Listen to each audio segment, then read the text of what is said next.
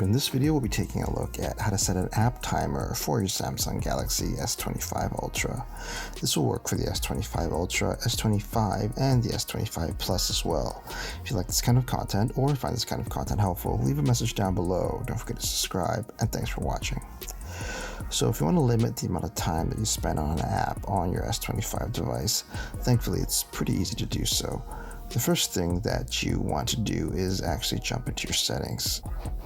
Once you're in your settings, you want to scroll down and you want to look for digital well-being and parental controls. And then from there, what you want to do is hit digital well-being and parental controls. From there, you want to scroll down and look for app timers, and then from there, you want to hit app timers, and then from there, you'll be able to select an app for an app timer.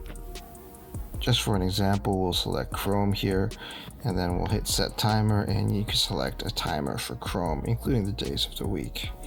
And there you have it, everyone. Just a quick tip on